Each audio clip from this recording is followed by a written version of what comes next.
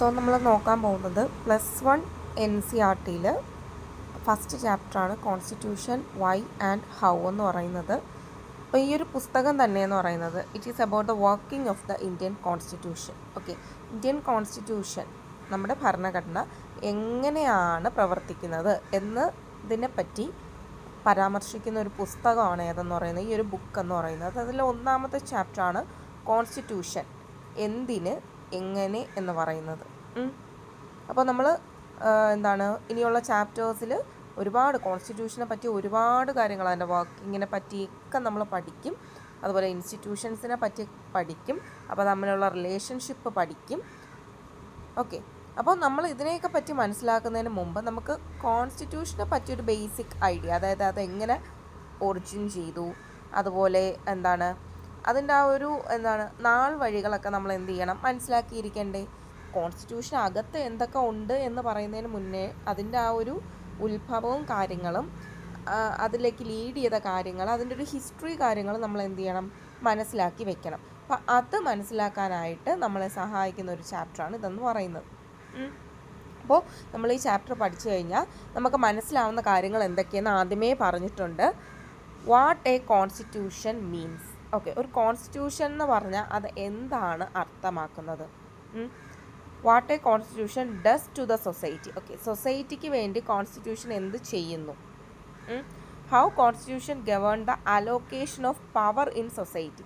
പവറിനെ എങ്ങനെയാണ് അലോക്കേറ്റ് ചെയ്യുന്നത്. Okay, and what was the way in which constitution of India was made. അപ്പോൾ അത് ഹിസ്റ്ററി പറയും, എന്താണെന്ന് പറയും, അത് സൊസൈറ്റിക്ക് വേണ്ടി എന്ത് ചെയ്യുന്നു എന്ന് പറയും, പവർ എങ്ങനെയാണ് അലോക്കേറ്റ് ചെയ്ത് കൊടുക്കുന്നതെന്ന് പറയും. അപ്പോൾ ഇത്രയും കാര്യങ്ങളാണ് എന്ത് ചെയ്യുന്നത്, ഈ പാഠത്തിൽ നമ്മൾ ഡിസ്കസ് ചെയ്യുന്നത്. ഓക്കെ, ഇതൊരു ഇൻട്രൊഡക്ഷനാണ്. ഇനി നമ്മൾ പാഠത്തിലേക്ക് കടക്കുവാണ്, മെയിനായിട്ടുള്ള കാര്യങ്ങൾ നോക്കുവാണ്. Okay, why do we need A constitution. നമുക്ക് എന്തിന് ഒരു കോൺസ്റ്റിറ്റ്യൂഷൻ വേണം. ഓക്കെ, ഇപ്പോൾ നമുക്കൊരു കാര്യം ഇപ്പോൾ നമുക്കൊരു ജോലി വേണം എന്ന് പറയുന്നത്, നമുക്ക് ആ ജോലി എന്തിന് വേണം അല്ലേ, എന്ത് വേണമെന്ന് നമുക്ക് ചോദിച്ചാൽ ചിലർക്ക് അത് ഫിനാൻഷ്യൽ സ്റ്റെബിലിറ്റി ആയിരിക്കാം, ചിലർക്ക് അത് കല്യാണം കഴിക്കാനായിരിക്കാം, ചിലർക്ക് വീട്ടുകാരെ നോക്കാൻ, അങ്ങനെ. അപ്പോൾ അതേപോലെ തന്നെ ഒരു ഭരണഘടന, അല്ലെങ്കിൽ നമ്മൾ നമ്മുടെ സമയവും കാര്യങ്ങളും എല്ലാം കളഞ്ഞ് ഒരു ഭരണഘടന കൊണ്ടുവരുന്നു. ഓക്കെ, അങ്ങനെ ഒരു കോൺസ്റ്റിറ്റ്യൂഷൻ കൊണ്ടുവന്നു കഴിഞ്ഞാൽ, അങ്ങനെ കൊണ്ടുവരുന്നത് കൊണ്ട് നമുക്ക്, അതായത് നമ്മളെന്ന് പറയുന്ന ആരാണ്, ജനങ്ങൾക്ക് അതുകൊണ്ട് എന്താണ് ഉപയോഗം. ഇപ്പോൾ ഒരു കോൺസ്റ്റിറ്റ്യൂഷൻ എന്നാൽ എന്ത്, what is mean by constitution, അല്ലെങ്കിൽ വാട്ട് ഈസ് എ കോൺസ്റ്റിറ്റ്യൂഷൻ, എന്താണ് അതിൻ്റെ ഫങ്ഷൻസ്, അത് സൊസൈറ്റിക്ക് വേണ്ടി എന്ത് ചെയ്യുന്നു. ഓക്കെ, നമ്മളെ എക്സിസ്റ്റൻസിനെ അത് എങ്ങനെ നമ്മളെ എക്സിസ്റ്റൻസുമായിട്ട് അത് റിലേറ്റ് ചെയ്യുന്നു. ഓക്കെ, ഇന്ന കാര്യങ്ങളൊക്കെയാണ് നമ്മൾ എന്ത് ചെയ്യുന്നത്, ഈ പാഠത്തിൽ ഡിസ്കസ് ചെയ്യാനായിട്ട് പോകുന്നത്. ഓക്കെ, അപ്പോൾ നമ്മൾ കാര്യത്തിലേക്ക് കടക്കുവാണ്. ഇനി നമ്മൾ ഒരു ലാർജ് ഗ്രൂപ്പാണെന്ന് വിചാരിക്കുക. ഓക്കെ, അതായത് നമ്മുടെ ഇടയിൽ ഹിന്ദുസ് ഉണ്ട്, മുസ്ലിംസ് ഉണ്ട്, ക്രിസ്ത്യൻസ് ഉണ്ട്, പിന്നെ കേരളൈറ്റ്സ് ഉണ്ട്, തമിഴ്നാട്ടിലുള്ള ജനങ്ങളുണ്ട്, അതുപോലെ തന്നെ എബിലിറ്റീസ് ഡിഫറെൻ്റ് ആയിട്ടുള്ളവർ കാണും അല്ലേ. ചിലർക്ക് നീന്താൻ അറിയാം, ഓടാൻ അറിയാം, പ്രൊഫഷൻ ഡിഫറെൻ്റ് ആയിട്ടുള്ളവരുണ്ടാവും, അതുപോലെ ഡിഫറെൻറ്റ് ഹോബീസ് ഉള്ളവരുണ്ടാവും, ഡിഫറെൻറ്റ് ടേസ്റ്റുകൾ. അത് ഇപ്പോൾ ഫിലിംസ് ആയിക്കോട്ടെ, ബുക്കായിക്കോട്ടെ. ചിലർ അതുപോലെ തന്നെ റിച്ച് ആയിരിക്കാം, ചിലർ പുവർ ആയിരിക്കാം, ചിലർ ഓൾഡ്, യങ്, മിഡിൽ ഏജ്, അങ്ങനെ ഒരു വൈഡ് വെറൈറ്റി ഓഫ് ഗ്രൂപ്പ്സ് അല്ലേ ഉള്ളൊരു രാജ്യമാണ് ഏതെന്ന് പറയുന്നത്, ഇന്ത്യ എന്ന് പറയുന്നത് അല്ലേ. അപ്പോൾ ഇങ്ങനെ ഒരുപാട് ഗ്രൂപ്പുകൾ ഉണ്ടാവുന്ന സമയത്ത് അവിടെ എന്തുണ്ടാവാനായിട്ടുള്ള ചാൻസ് ഉണ്ട്, അവിടെ ഡിസ്പ്യൂട്ടുകൾ ഉണ്ടാവാനായി. എന്താണ് ഡിസ്പ്യൂട്ടുകൾ എന്ന് പറഞ്ഞാൽ തർക്കങ്ങൾ. ഓക്കെ, തർക്കങ്ങൾ ഉണ്ടാവാനായിട്ടുള്ള ചാൻസുകളുണ്ട് ഒരുപാട് വലിയ ഗ്രൂപ്പാകുമ്പോൾ അല്ലേ. They are diverse. The groups are എന്തെന്ന് പറയാം, നമുക്ക് ഡൈവേഴ്സ് എന്ന് പറയാം. അപ്പോൾ ആ ഡൈവേഴ്സ് ഗ്രൂപ്പ്സിനിടയിൽ നമ്മൾ ലാർജ് ഗ്രൂപ്പാണ് എടുക്കുന്നത്. ഓക്കെ, ലാർജ് ഗ്രൂപ്പാണ് എടുക്കുന്നത്. അപ്പോൾ ഈ ഡൈവേഴ്സ് ഗ്രൂപ്പ്സിൻ്റെ ഇടയിൽ ഒരുപാട് ഡിസ്പ്യൂട്ട്സ് ഉണ്ടാവാനുള്ള ചാൻസ് ഉണ്ട്. പക്ഷേ നമ്മൾ എന്ത് ചെയ്യണം, ഈ ഡിസ്പ്യൂട്ട്സ് ഒക്കെ സോൾവ് ചെയ്യണം അല്ലേ. ഈ ഡിസ്പ്യൂട്ട്സ് സോൾവ് ചെയ്യണം. അതുപോലെ ഡിസ്ക്രിമിനേഷൻ ഒന്നും പാടത്തില്ല. ആ ഡിസ്ക്രിമിനേഷൻ ഒന്നും ഇല്ലാതെ, ഒരു ഡൈവേഴ്സിറ്റി ഒന്നും ഇല്ലാതെ ഗ്രൂപ്പ് മൊത്തം എങ്ങനെ ജീവിക്കണം, ഒരുമിച്ച്. എല്ലാവരും പരസ്പരം ഡിപ്പെൻഡൻ്റ് ആണ്, പരസ്പര പൂരിതങ്ങളാണ്. അതെന്താ അങ്ങനെ പറയുന്നത്. ഇങ്ങനെ നമ്മൾ ഡൈവേഴ്സിറ്റി ഉണ്ടെങ്കിൽ കൂടിയും പരസ്പരം ആളുകൾ ഡിപ്പെൻഡ് ചെയ്യുന്നുണ്ട്. പല പല വേയ്സിൽ. എന്തിനാ അങ്ങനെ ഒരു ഡിപ്പെൻഡൻസിയുടെ ആവശ്യം എന്തുവാ?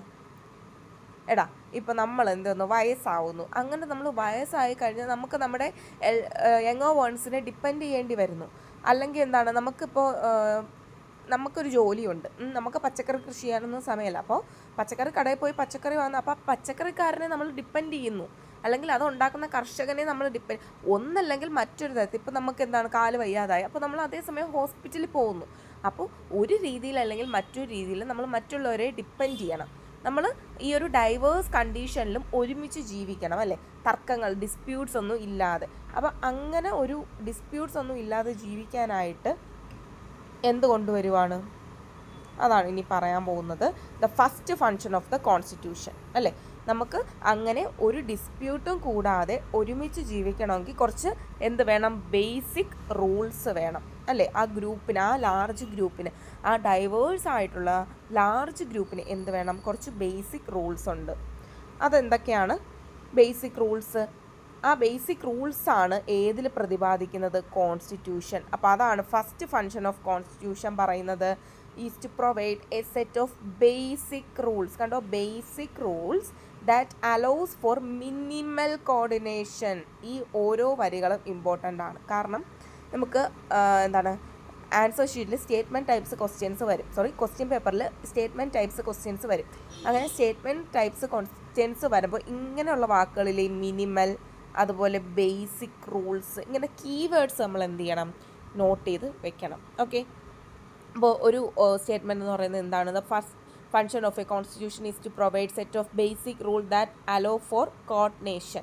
അപ്പോൾ അവിടെ ആ മിനിമൽ എന്ന് പറയുന്ന വാക്ക് വേറൊരു സ്റ്റേറ്റ്മെൻറ്റിൽ കാണും. അപ്പോൾ അത് നമ്മൾ ചൂസ് ചെയ്യണം. അപ്പോൾ അതാണ് അവിടുത്തെ എന്തെന്ന് പറയുന്ന ആ ഒരു ഇമ്പോർട്ടൻസ് എന്ന് പറയുന്നത്. ഓക്കെ. അപ്പോൾ ആ കാര്യങ്ങളാണ് അവിടെ പറഞ്ഞത്. ഒന്നാമത്തെ ഫങ്ഷൻ ഒരു കോൺസ്റ്റിറ്റ്യൂഷൻ്റെ. കോർഡിനേഷൻ എന്ന് പറയുന്നത് എന്താണ്? കോർഡിനേഷൻ എന്ന് പറയുന്ന ആ ഒരു പരസ്പരം കോർഡിനേറ്റ് ചെയ്ത് കൊണ്ടുപോവുക, ആ രീതിയിൽ. ഒരു ലാർജ് ഗ്രൂപ്പാണ്, അപ്പോൾ അവർക്കിടയിൽ ഒരു coordination, minimal amount of coordination. അതുപോലെ തന്നെ ഈ റൂൾസ് മനസ്സിലായാൽ മാത്രം പോരാ, അല്ലെങ്കിൽ നമുക്ക് അറിഞ്ഞിരുന്നാൽ മാത്രം പോരാ. ദേ മസ്റ്റ് ആൾസോ ബി എൻഫോഴ്സിബിൾ. അതെന്താണ് എൻഫോഴ്സിബിൾ? അതായത് നമുക്ക് കോർട്ടിൽ ചെന്നാൽ അത് എന്ത് ചെയ്യാൻ പറ്റണം? അത് നമുക്ക് എൻഫോഴ്സ് ചെയ്ത് തരണം, നടപ്പിലാക്കി, അല്ലെങ്കിൽ നമുക്ക് വേണ്ട നീതി നമുക്ക് ലഭിക്കണം, എൻഫോഴ്സിബിൾ ആയിരിക്കണം. അപ്പോൾ ഈ ഒരു റൂൾസ് അവരെന്ത് ചെയ്യണം? ഫോളോ ചെയ്യുകയും വേണം.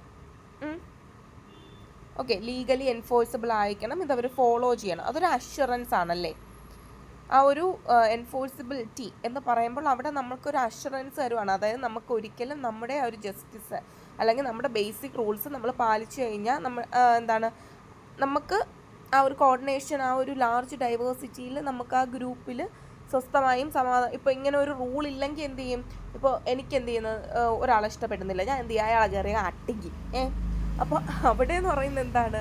അവിടെ എനിക്ക് എൻ്റെ റൂൾസ് തെറ്റിക്കാം. അപ്പോൾ ഇത്രയും വലിയൊരു ഗ്രൂപ്പിൽ പല രീതിയിലുള്ള ആളുകളാണ് ഉള്ളത്. അപ്പോൾ അവരെ ഒരുമിച്ച് കൊണ്ടുപോകണമെങ്കിൽ ഈ ഒരു ബേസിക് റൂൾസ് സെറ്റ് ചെയ്യണം. ആ ബേസിക് റൂൾസ് സെറ്റ് ചെയ്യാനായിട്ടാണ് നമ്മുടെ കോൺസ്റ്റിറ്റ്യൂഷൻ എന്ന് പറയുന്ന, ഭരണഘടന എന്ന് പറയുന്ന ആ ഒരു പുസ്തകം അല്ലെങ്കിൽ ആ ഒരു ഗ്രന്ഥം, അല്ലേ, വരുന്നതെന്ന് പറയുന്നത്. അപ്പോൾ ഇത്രയും കാര്യങ്ങൾ ക്ലിയർ ആയോ? ഫസ്റ്റ് ഫങ്ഷനെ പറ്റിയാണ് ഈ ഒരു പാരഗ്രാഫിൽ പറയുന്നത്. നമ്മുടെ ടെക്സ്റ്റിൽ ഡീറ്റെയിൽഡ് ആയിട്ട് തന്നെ ഓരോ ഫങ്ഷനെ പറ്റിയും പറയുന്നുണ്ട്. നമുക്ക് ടോട്ടൽ 5 ഫങ്ഷൻസ് പഠിക്കാനായിട്ടുണ്ട്. അല്ല, ഒന്നാമത്തെ ഫങ്ഷൻ നമ്മൾ ക്ലിയർ ആക്കി. എന്താണ്? Basic rules, minimum coordination. Okay. ആ കീവേഡ്സ് ഒക്കെ ഓർത്ത് വെച്ചേക്കുക. അപ്പോൾ നിങ്ങൾ ഷോർട്ട് നോട്ട് തയ്യാറാക്കുകയാണെങ്കിൽ ആ കീവേഡ്സ് വെച്ച് എന്ത് ചെയ്യുക? ഷോർട്ട് നോട്ട്സ് തയ്യാറാക്കുക. അപ്പോൾ ഇത്രയും കാര്യങ്ങൾ ക്ലിയർ ആണോ? എനിക്ക് ആക്ടിവിറ്റി ഒന്നും വേണ്ട. ഫസ്റ്റ് ഫങ്ഷൻ ഓക്കെ ആണേ, നെക്സ്റ്റിലോട്ട് പോവാം.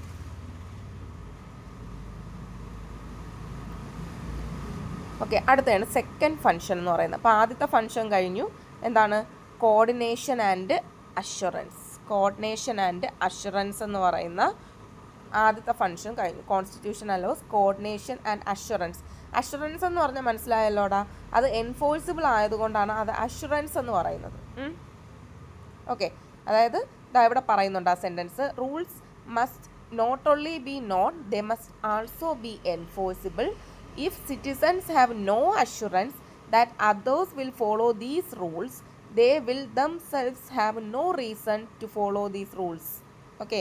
അതായത് ഞാൻ ഇപ്പോൾ കോൺസ്റ്റിറ്റ്യൂഷൻ ഇന്ന റൂൾസുകൾ പറയുന്നു, അത് ഞാൻ മാത്രം എന്ത് ചെയ്യുന്നു, ഫോളോ ചെയ്യുന്നു, നാട്ടുകാരൊന്നും ഫോളോ ചെയ്യുന്നില്ല. അങ്ങനെയാണെങ്കിൽ നമുക്കൊരു ടെൻഡൻസി വരത്തില്ലേ, അവൻ ഫോളോ ചെയ്യുന്നില്ല, പിന്നെ ഞാൻ എന്തിനു ഫോളോ ചെയ്യണം എന്നുള്ളൊരു ചോദ്യം നമുക്ക് നമ്മുടെ ഉള്ളിൽ തന്നെ ഉണ്ട്.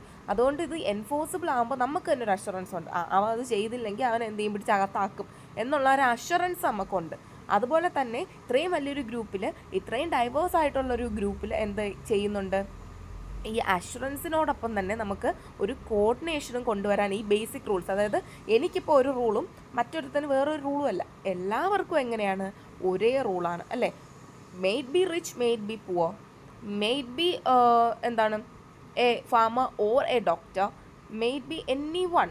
ഓക്കെ, എനി വൺ, ഇപ്പോൾ കൊച്ചുകുട്ടി തൊട്ട് മുതിർന്ന ആൾ വരെ ആയിക്കോട്ടെ, എല്ലാവർക്കും ഒരേ set of rules which brings a coordination and at the same time എന്താണ്, ഒരു അഷുറൻസ് അല്ലേ. It is legally enforceable, these basic rules are legally enforceable, so we get an assurance. ആ 2 പോയിൻ്റാണ് ഒന്നാമത്തെ ഫംഗ്ഷന് പറയുന്നത്. ക്ലിയർ ആണോ? ഓക്കെ, അടുത്ത രണ്ടാമത്തെ ഫംഗ്ഷനിലേക്ക് പോകട്ടെ. ക്ലിയർ ആക്കിയാണ് പോകുന്നത്. Next, specification of decision making powers. അപ്പോൾ അടുത്ത നമ്മൾ പറയുന്നത് എന്തിനെ പറ്റിയാണ്, ഡിസിഷൻ മേക്കിംഗ് പവേഴ്സ്. അതായത് ആർക്കാണ് ഡിസിഷൻ മേക്കിംഗ് പവേഴ്സ് ഉള്ളത് എന്നാണ്. ഇപ്പോൾ ഫോർ എക്സാമ്പിൾ, നമ്മുടെ ഇന്ത്യയിൽ ഒരു മൊണാർക്കാണോ ഡിസിഷൻ മേക്ക് ചെയ്യുന്നത്? അല്ല. ഇപ്പോൾ ഞാനാണ് ഇവിടെ എന്ത് ചെയ്യുന്നത്, റൂൾസ് സെറ്റ് ചെയ്യുന്നത്. ഓക്കെ, അപ്പോൾ റൂൾസ് വേണമെന്ന് മനസ്സിലായി. ആ റൂൾസ് സെറ്റ് ചെയ്യുന്നത് ഞാനാണെന്നിരിക്കട്ടെ, അല്ലെങ്കിൽ ഡിസിഷൻസ് മേക്ക് ചെയ്യുന്നത് ഞാനാണ്. അങ്ങനെ ഒറ്റൊരു സിംഗിൾ ആളായി കഴിഞ്ഞാൽ അവിടെ എന്തായിരിക്കും പ്രശ്നം ഉണ്ടാവുക? ഇപ്പം ഞാനാണ് റൂൾ ഉണ്ടാക്കുന്നതെങ്കിൽ ഞാൻ എന്നെ ഫേവർ ചെയ്ത, അല്ലെങ്കിൽ എനിക്കിഷ്ടമുള്ളൊരു ഫേവർ ചെയ്തായിരിക്കത്തില്ലേ ഞാൻ പ്രോബബ്ലി എന്തുണ്ടാക്കുന്നത്, റൂൾസ് ഉണ്ടാക്കുന്നത്. ഓക്കെ, അപ്പോൾ അതാണ് അവിടുത്തെ ഒരു വിഷയം എന്ന് പറയുന്നത്. സോ ഡിസിഷൻ മേക്കിംഗ് പവേഴ്സ് എന്ന് പറയുന്നത് ഇമ്പോർട്ടൻ്റ് ആണ്. ഇപ്പോൾ ഒരു കോൺസ്റ്റിറ്റ്യൂഷൻ എന്ന് പറയുന്നത് ഒരുപാട് ഫണ്ടമെൻ്റൽ പ്രിൻസിപ്പിൾ ഉള്ള ഒരു ബോഡിയാണ്. ഓക്കെ, അത് വെച്ചിട്ടാണ് a state is constituted or governed, according to which a state is constituted or governed. ഒരുപാട് ഫണ്ടമെൻ്റൽ പ്രിൻസിപ്പിൾസ് അല്ലെങ്കിൽ റൂൾസ് ഉള്ള ഒരു പുസ്തകമാണല്ലേ. അതിൻ്റെ അടിസ്ഥാനത്തിലാണ് നമ്മുടെ state is constituted or governed എന്നാണ് പറയുന്നത്. ഓക്കെ, അപ്പോൾ ഇനി നമ്മുടെ കോൺസ്റ്റിറ്റ്യൂഷൻ എന്താണ്, അതായത് ആരാണ് സത്യത്തിൽ ഈ ഒരു റൂൾസ് അല്ലെങ്കിൽ ഈ ഒരു പ്രിൻസിപ്പിൾസ് കൊണ്ടുവരേണ്ടത്, ആരാണിത് ഡിസൈഡ് ചെയ്യേണ്ടത്? അപ്പോൾ കോൺസ്റ്റിറ്റ്യൂഷൻ അതിനും എന്ത് ചെയ്യണം, ഒരു ആൻസർ കൊടുക്കണം അല്ലേ. പവർ ആർക്കാണ്? ഓക്കെ, ഈ ഒരു ഡിസിഷൻ മേക്കിംഗ് അല്ലെങ്കിൽ ഈ റൂൾസൊക്കെ ഉണ്ടാക്കാനുള്ള പവർ അല്ലെങ്കിൽ ഈ സൊസൈറ്റിയിൽ പവർ ആർക്കാണ്? To decide what the laws will be. Okay, നമുക്കൊരു മൊണാർക്കി ആണെങ്കിൽ അവിടെ ആരാണ് ഡിസൈഡ് ചെയ്യുന്നത്? മൊണാർക്കാണ് ഡിസൈഡ് ചെയ്യുന്നത്. സോവിയറ്റ് യൂണിയൻ ആണെങ്കിൽ ഒരു സിംഗിൾ പാർട്ടിയാണ്. ഡെമോക്രാറ്റിക് കോൺസ്റ്റിറ്റ്യൂഷനിലാണെങ്കിൽ ആരാണ്? പീപ്പിളാണ്. ഡെമോക്രാറ്റിക് കോൺസ്റ്റിറ്റ്യൂഷനിൽ ആരാണ് ഡിസൈഡ് ചെയ്യുന്നത്? പീപ്പിൾ, ജനങ്ങളാണ് ഡിസൈഡ് ചെയ്യുന്നത്. ഓക്കെ, അപ്പോൾ എങ്ങനെയാണ് പീപ്പിൾ ഡിസൈഡ് ചെയ്യുന്നത്? നമുക്ക് ഇവിടെ എല്ലാ ജനങ്ങൾക്കും കൂടെ ഒരുമിച്ച് കൂടി ഇരുന്നിട്ട് എന്ത് ചെയ്യാനായിട്ട് പറ്റും? വോട്ട് ചെയ്യാനായിട്ട് പറ്റും? ഇല്ല. നമുക്ക് കോടാനുകോടി ജനങ്ങളുണ്ട്, ഇവരെല്ലാം കൂടെ ഒരുമിച്ചിരുന്ന് ഡിസിഷനൊക്കെ മേക്ക് ചെയ്ത് വരുമ്പോൾ വർഷങ്ങൾ കഴിയും. അപ്പോൾ നമുക്ക് അങ്ങനെ ഒരു കാര്യം പറ്റത്തില്ല. അപ്പോൾ നമ്മൾ എന്ത് ചെയ്യും? നമ്മുടെ റെപ്രസെൻറ്റേറ്റീവ്സിനെ നമ്മൾ എലക്ട് ചെയ്യും. നമ്മൾ എലക്ഷനൊക്കെ വെച്ച് നമ്മൾ പീപ്പിൾ വോട്ട് ചെയ്ത് നമ്മുടെ ജനപ്രതിനിധികളെ എലക്ട് ചെയ്തിട്ട് എന്ത് ചെയ്യും? പാർലമെൻറ്റിലേക്ക് വിടും. ഈ പാർലമെൻറ്റാണ് എന്ത് ചെയ്യുന്നത്? ലോസും പോളിസീസും ഒക്കെ എന്ത് ചെയ്യുന്നത്? ഡിസൈഡ് ചെയ്യുന്നത്. അതായത് ഡിസിഷൻ മേക്കിംഗ് പവേഴ്സ് കൊടുക്കുന്ന ആർക്കാണ്? പാർലമെൻറ്റിനാണ്. അല്ലാതെ നമുക്ക് ഡയറക്റ്റ് ഡെമോക്രസി എന്നാണ് അതിനെ പറയുന്നത്. ഡയറക്റ്റ് ഡെമോക്രസി ഇവിടെ പോസിബിൾ ആണോ? അല്ല. ഡയറക്റ്റ് ഡെമോക്രസി എന്ന് പറയുന്നത് ചെറിയ ചെറിയ രാജ്യങ്ങളിലാണെങ്കിൽ ഓക്കെ. അതേസമയം ഇന്ത്യ പോലുള്ള വലിയ രാജ്യങ്ങളിൽ എല്ലാ ജനങ്ങൾക്കും കൂടെ ഒരുമിച്ച് വന്നിരുന്ന് എന്ത് ചെയ്യാനായിട്ട് പറ്റത്തില്ല? ഡിസിഷൻസ് മേക്ക് ചെയ്യാനായിട്ട് പറ്റത്തില്ല. അപ്പോൾ എന്ത് ചെയ്യും? നമ്മളിവിടെ ചൂസ് ചെയ്യുന്നതാണ് ഇൻഡയറക്റ്റ് ഡെമോക്രസി. ഇൻഡയറക്റ്റ് ഡെമോക്രസി എന്താണ് ഇൻഡയറക്റ്റ് ഡെമോക്രസി എന്ന് പറയുന്നത്? ഇൻഡയറക്റ്റ് ഡെമോക്രസി എന്ന് പറഞ്ഞാൽ ജനങ്ങൾ അവരുടെ പ്രതിനിധികളെ, റെപ്രസെൻറ്റേറ്റീവ്സിനെ എലക്ട് ചെയ്യുന്നു. ആ റെപ്രസെൻറ്റേറ്റീവ്സിനെ അവർ എലക്ട് ചെയ്ത് വിടുമ്പോൾ ആ എലക്റ്റായപ്പെട്ട റെപ്രസെൻറ്റേറ്റീവ്സ് ഇല്ലേടാ, അവരെന്ത് ചെയ്യും? അവർ നമുക്ക് വേണ്ടി പാർലമെൻറ്റിലിരുന്ന് ലോസും പോളിസീസും എല്ലാം എന്ത് ചെയ്യും, ഡിസൈഡ് ചെയ്യും. അപ്പോൾ ഡിസിഷൻ മേക്കിംഗ് പവേഴ്സ് നമുക്ക് ആർക്കാണ് ഉള്ളതെന്ന് പറയാം, പാർലമെൻറ്റിനാണ് ഉള്ളതെന്ന് പറയാം. ഓക്കെ,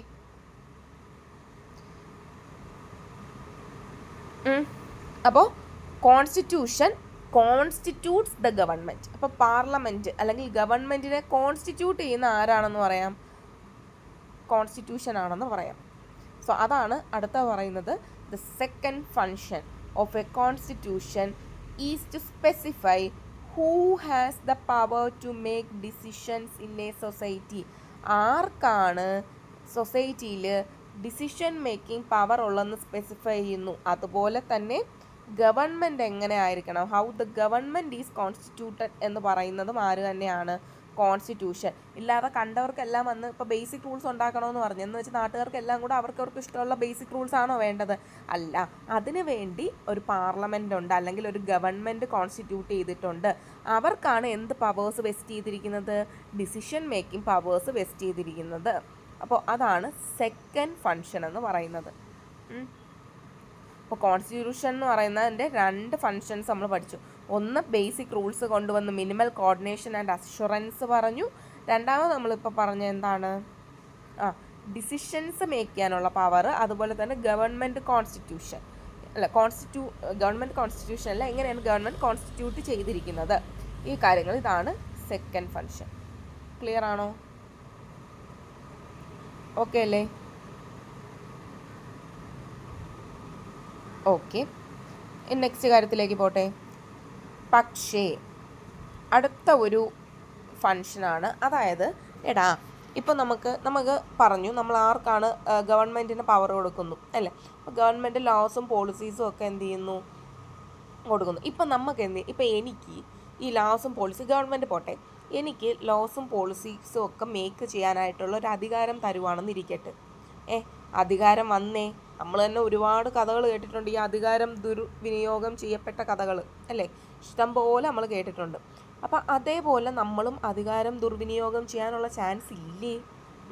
നമുക്കുള്ള അധികാരങ്ങളെല്ലാം കൂടെ തന്നു കഴിഞ്ഞാൽ നമ്മൾ കയറി അങ്ങ് അഹങ്കാരികളാവത്തില്ലേ?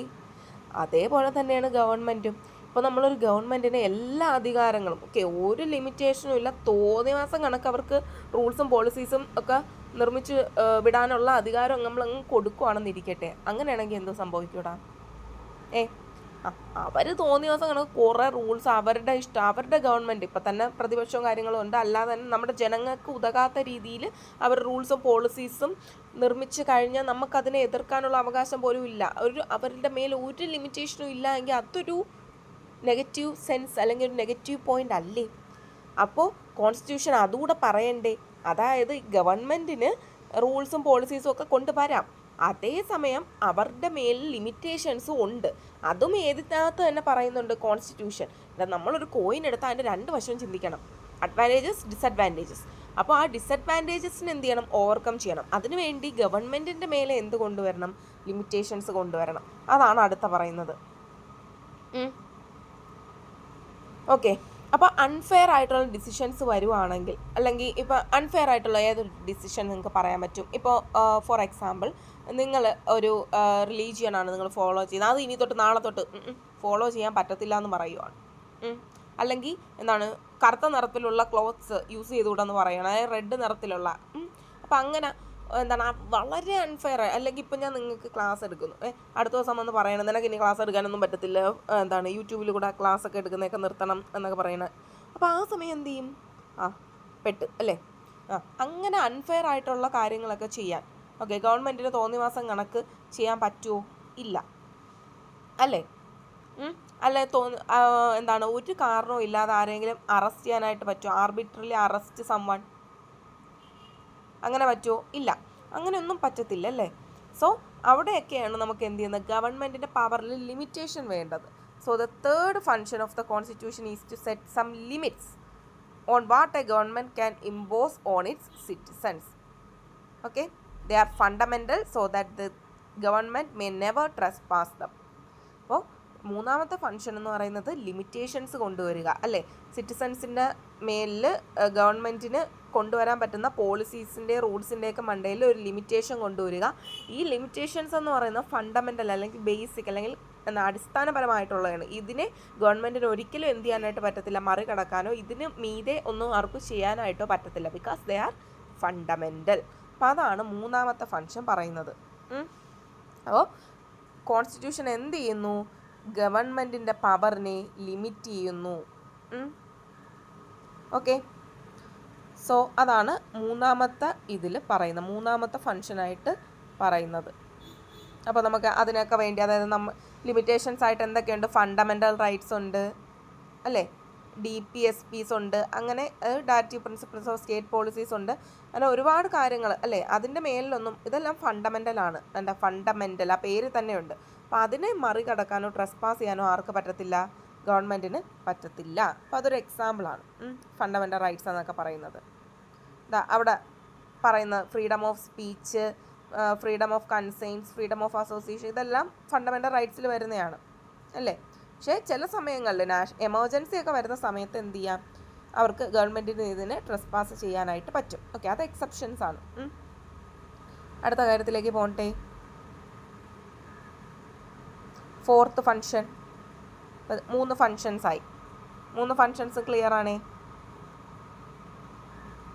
അടുത്തത് aspirations and goals of a society. Okay, ഒരു സൊസൈറ്റിയുടെ ആസ്പിറേഷൻസും ഗോൾസും. അപ്പോൾ നമ്മൾ പറഞ്ഞു എന്താണ്, ഡിസിഷൻ മേക്കിംഗ് പവറിലും അതുപോലെ തന്നെ അതിലൊക്കെ ലിമിറ്റേഷൻസ് അല്ലേ, ഗവൺമെൻറ്റിന് ലിമിറ്റേഷൻസ് കൊണ്ടുവന്നു. അപ്പോൾ വളരെ നല്ല ഒരു അല്ലേ ഫ്രെയിം ചെയ്ത കോൺസ്റ്റിറ്റ്യൂഷനാണ് ഏതെന്ന് പറയുന്നത്, ഇന്ത്യൻ കോൺസ്റ്റിറ്റ്യൂഷൻസ് എന്ന് പറയുന്നത്. It express the aspirations and goals of the society. Okay, Indian constitution എന്ന് പറയുന്നത് it express the aspirations and goals of the society അല്ലേ. It is very innovative. എന്താണ് ഇന്നോവേറ്റീവ്? അതായത് ചേഞ്ചസിന് വിധേയമാവുന്ന, ഇന്നോവേഷൻസ് എന്നൊക്കെ നമ്മൾ പറയത്തില്ലേ, ഇൻവെൻഷൻസ് എന്ന പുതിയ പുതിയ ചേഞ്ചസിന് അനുസരിച്ച് ഇവോൾവ് ആവുന്ന ഒരു, അതായത് നമ്മുടെ ജനങ്ങളുടെ ആസ്പിറേഷൻസും ഗോൾസും എക്സ്പ്രസ് ചെയ്യുന്ന ഒരു ഗ്രന്ഥമാണല്ലേ. ഓക്കെ, അപ്പോൾ they enable and empower the government to take positive measure to overcome the forms of inequality or deprivation. അതായത് ഈ കോൺസ്റ്റിറ്റ്യൂഷനൊക്കെ വരുന്ന മുന്നേ നമ്മുടെ ഇന്ത്യയിലെന്ന് പറയുന്ന ഒരുപാട് ഇന്നിക്വാളിറ്റീസ്, തൊട്ടുകൂടായ്മ, അങ്ങനെ ഒരുപാട് കാര്യങ്ങളുണ്ടായിരുന്നു. അപ്പോൾ അതിനെയെല്ലാം ഓവർകം ചെയ്ത മൈനോറിറ്റി അല്ലെങ്കിൽ മെജോറിറ്റി ആ ഒരു രീതിയിലൊക്കെ അതിനെയൊക്കെ ഓവർകം ചെയ്യാനായിട്ട് ഗവൺമെൻറ് ഒരുപാട് പോസിറ്റീവ് മെഷേഴ്സ് എന്ത് ചെയ്യണം, കാലാകാലങ്ങൾക്കനുസരിച്ച് സ്വീകരിക്കേണ്ടതായിട്ട് വരും അല്ലേ. അതായത് ജനങ്ങളുടെ ആസ്പിറേഷൻസും ഗോളും ഫുൾഫിൽ ചെയ്യുക എന്ന് പറയുന്നതാണ് കോൺസ്റ്റിറ്റ്യൂഷൻ്റെ ഒരു എയിം എന്ന് പറയുന്നത് അല്ലേ. കാസ്റ്റ് ഡിസ്ക്രിമിനേഷൻ ഞാൻ പറഞ്ഞില്ലേ, തൊട്ടുകൂടായ്മ, തീണ്ടിക്കൂടായ്മ പോലുള്ള കാര്യങ്ങളൊന്നും ഉണ്ടായിരുന്നു, താഴ്ന്ന ജാതിക്കാർ, ഉയർന്ന ജാതിക്കാർ. അപ്പോൾ ഒരു സൊസൈറ്റി എടുത്തു കഴിഞ്ഞാൽ അങ്ങനെ ഒരു നമ്മുടെ കോൺസ്റ്റിറ്റ്യൂഷനിൽ എന്താണ്, ഇതിനെല്ലാം ഓവർകം ചെയ്യുന്ന രീതിയിൽ അല്ലേ, എല്ലാ ഇനിക്വാളിറ്റീസിനെയും എടുത്തു കളയുന്ന രീതിയിലുള്ള റൂൾസ് ആണ് ഉള്ളത് അല്ലേ. എന്താണ് സൗത്ത് ആഫ്രിക്ക പോലുള്ള കൺട്രിയിൽ, സൗത്ത് ആഫ്രിക്കയിൽ എന്തുണ്ടായിരുന്നു, റേഷ്യൽ ഡിസ്ക്രിമിനേഷൻ ഉണ്ടായിരുന്നു. അപ്പോൾ അവരുടെ പുതിയ കോൺസ്റ്റിറ്റ്യൂഷൻ വന്ന് അവിടെ എൻഡ് ചെയ്തു, റേഷ്യൽ ഡിസ്ക്രിമിനേഷൻ അവിടെ എൻഡ് ആവുകയാണ് അല്ലേ. ഒരു കോൺസ്റ്റിറ്റ്യൂഷൻ ഒരു പോസിറ്റീവ് സെൻസിൽ ഒരു കോൺസ്റ്റിറ്റ്യൂഷൻ അവിടെ വർക്ക് ചെയ്യുവാണ്. റേഷ്യൽ ഡിസ്ക്രിമിനേഷൻ ഉണ്ടായിരുന്ന സൗത്ത് ആഫ്രിക്ക പോലുള്ളൊരു രാജ്യത്തിൽ അവിടെ എന്ത് ചെയ്തു, ആ ഒരു ഡിസ്ക്രിമിനേഷൻ എടുത്തു കളഞ്ഞു. എന്നിട്ട് അവിടെ ആ ഡിസ്ക്രിമിനേഷൻ എൻഡ് ചെയ്യാനായിട്ട് അവിടെ റീസൺ ആയത് എന്താണ്, ഒരു പുതിയ കോൺസ്റ്റിറ്റ്യൂഷനാണ്. അതേപോലെ അവിടുത്തെ ജനത എന്താണ് ആഗ്രഹിച്ചത്, ഒരു ഇന്നിക്വാളിറ്റി അല്ല, ഒരു ഈക്വൽ റൈറ്റ്സ് അല്ലേ, ഒരു ഡിസ്ക്രിമിനേഷൻ ഒന്നും ഇല്ലാതെ എല്ലാവർക്കും തുല്യ നീതി, തുല്യ അവകാശങ്ങൾ. അതേ രീതി തന്നെയാണ് നമ്മുടെ കോൺസ്റ്റിറ്റ്യൂഷനും അല്ലേ. So they have to every person should have a life of minimal dignity and social self-respect അല്ലേ. എല്ലാവർക്കും ഒരേപോലെ വിദ്യാഭ്യാസം, എല്ലാവർക്കും ഒരേപോലെ മെറ്റീരിയൽ വെൽബീയിങ്, ഒരു എല്ലാ ജനങ്ങൾക്കും അവരുടേതായിട്ടുള്ളൊരു ഡിഗ്നിറ്റിയും സെൽഫ് റെസ്പെക്റ്റും വേണം. അതിനായിട്ട് എന്ത് ചെയ്യുന്നു, പോസിറ്റീവ് വെൽഫെയർ മെഷേഴ്സൊക്കെ കൊണ്ടുവരുന്നു അല്ലേ. മൈനോറിറ്റീസിനെയൊക്കെ ഉയർത്തിക്കൊണ്ടുവരാനോ അല്ലെങ്കിൽ സ്കോളർഷിപ്സ് ഒക്കെ കൊടുക്കുന്നു. അങ്ങനെ വെൽഫെയർ, ഇപ്പോൾ തന്നെ എത്ര വെൽഫെയർ സ്കീംസിനെ പറ്റി നമുക്ക് പഠിക്കാനുണ്ട്, സെൻട്രൽ ആയാലും സ്റ്റേറ്റ് ആയാലും. അപ്പോൾ അങ്ങനെയുള്ള കാര്യങ്ങളെല്ലാം കൊണ്ടുവരണം. അതൊക്കെ ഇവിടെയാണ് പറയുന്ന ഡയറക്റ്റീവ് പ്രിൻസിപ്പിൾസ് ഓഫ് സ്റ്റേറ്റ് പോളിസിയിൽ പറയുന്നുണ്ട്. അല്ലേ? ഇന്ന കാര്യങ്ങൾ സ്റ്റേറ്റ് ജനങ്ങളുടെ വെൽഫെയറിന് വേണ്ടി ഒരു വെൽഫെയർ സ്റ്റേറ്റാണ് ഇന്ത്യ എന്ന് പറയുന്നത്. സോ അതിന് വേണ്ടി കൊണ്ടുവരണം എന്നുള്ള രീതിയിൽ ഒരുപാട് കാര്യങ്ങൾ എവിടെ സ്പെസിഫൈ ചെയ്യുന്നുണ്ട് കോൺസ്റ്റിറ്റ്യൂഷനിൽ. ഗവൺമെൻറ് ചെയ്യേണ്ട കാര്യങ്ങളും എന്ത് ചെയ്യുന്നുണ്ട്, പറയുന്നുണ്ട്. So it fulfils the aspirations and goals of the society, അല്ലേ? നമ്മുടെ സൊസൈറ്റിയുടെ ആസ്പിറേഷൻസും ഗോൾസും അവിടെ ഫുൾഫിൽ ചെയ്യുന്നു. ജനങ്ങൾക്കൊരു മിനിമൽ ഡിഗ്നിറ്റിയും സോഷ്യൽ റെസ്പെക്റ്റും കൊണ്ടുവരുന്നു. ഇന്നിക്വാളിറ്റി പോലുള്ള കാര്യങ്ങൾ എന്ത് ചെയ്യാനായിട്ട് പറ്റുന്നു, തുടച്ചു നീക്കാനായിട്ട് പറ്റുന്നു. അല്ലെങ്കിൽ ഡിസ്ക്രിമിനേഷൻസ് ഇല്ലാതാക്കാൻ എല്ലാ ജനങ്ങളും തുല്യരായി തന്നെ മുന്നോട്ട് പോകാനായിട്ട് സാധിക്കുന്നു. അതിനൊക്കെ വേണ്ടി വെൽഫെയർ സ്കീംസ് കൊണ്ടുവരാൻ ആര് നിർബന്ധിതമാവുന്നു? ബൈ ദ കോൺസ്റ്റിറ്റ്യൂഷൻ, അല്ലെങ്കിൽ ഓൺ ദ ബേസിസ് ഓർ എന്താണ് described in the constitution, government has to bring such welfare measures for the aspirations and goals of the society. അവിടെ പറയുന്നുണ്ട് the directive principles of state policies, fundamental rights, അതൊക്കെ അതിന് പറയാവുന്നതാണ്. So that is the fourth function of the constitution, to fulfil the aspirations of a society and create conditions for a just society, അല്ലെ? Equal ആയിട്ടുള്ള ഒരു society, അതുപോലെ തന്നെ സൊസൈറ്റിയുടെ ആസ്പിറേഷൻസും ഗോൾസും fulfil ചെയ്യുക. ഇതാണ് കോൺസ്റ്റിറ്റ്യൂഷൻ്റെ അടുത്ത ഒരു ഫങ്ഷൻ. അതിന് നമ്മളെ ഹെൽപ്പ് ചെയ്യുന്നതാണ് DPSPs പറയാം, നമുക്ക് ഫണ്ടമെൻ്റൽ റൈറ്റ്സ് പറയാം, അല്ലെ? വെൽഫെയർ മെഷേഴ്സ്, ഇങ്ങനെയുള്ള കാര്യങ്ങളൊക്കെ അവിടെ നമുക്ക് ഡിസ്കസ് ചെയ്യാനായിട്ട് പറ്റുന്നുണ്ട്.